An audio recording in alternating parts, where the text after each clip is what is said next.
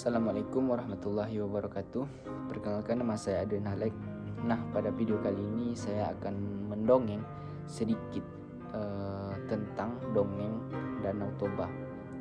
Cerita rakyat Indonesia ini merupakan cerita rakyat terkenal yang berasal dari Sumatera Utara. Pada zaman dahulu, di sebuah desa di Sumatera Utara, hiduplah seorang petani bernama Toba. Ia bekerja sebagai petani dan menangkap ikan. Setiap sore, selesai menggarap ladang, ia menuju sungai dekat rumahnya. Namun, hari itu amatlah sial. Sehari ia duduk di tepi sungai, tak seekor ikan pun mau menyantap umpan kailnya. Toba sangat kesal dan mulai putus asa. Akhirnya ia memutuskan untuk pulang. Anehnya, baru saja akan bangkit, tiba-tiba kailnya tadi ditarik ke dasar sungai. Karena tarikannya terasa berat, ia yakin akan menangkap ikan besar. Benar saja, setelah ia angkat, seekor ikan mas besar pun sebesar paha manusia menggelepar-gelepar di hadapannya. Betapa senangnya Toba.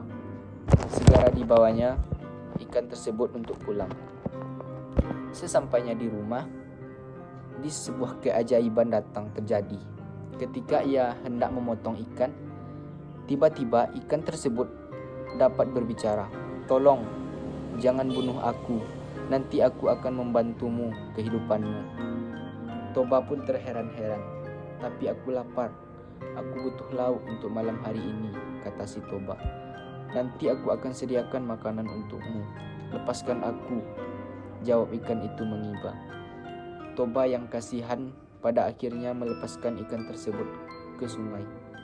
Ajaibnya, setiba di rumah, terhidanglah makanan lengkap di sebuah meja. Bahkan di dapur ada seorang wanita cantik jelita yang sedang memasak. "Terima kasih, kau telah menolongku. Aku adalah wanita jelmaan ikan itu.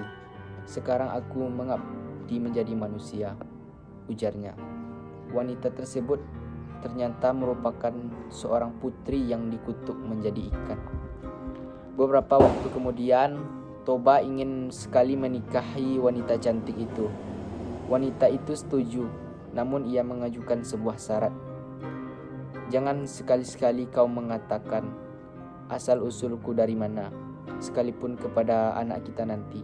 Bila kau langgar, maka akan terjadi sebuah bencana." Toba menyanggupi hal tersebut.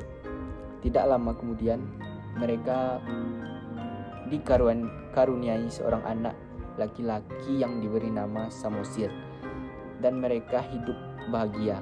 Tetapi karena Samosir hidup dimanja, ia tumbuh menjadi anak yang malas, bahkan tingkahnya cenderung nakal. Suatu hari, ibunya menyuruh Samosir untuk mengantarkan nasi untuk ayahnya ini. Karena dipaksa, kali ini Samosir mau melaksanakannya. Namun di tengah perjalanan, ia merasa lapar dan memakan makanan tersebut. Di sisi lain, Toba yang merasa lapar tak sabar menanti. Berkali-kali ia menengok ke ujung jalan, dan ketika Samosir datang, ia hanya menyerahkan nasi sisa. Betapa marahnya Toba, anaknya kurang ajar.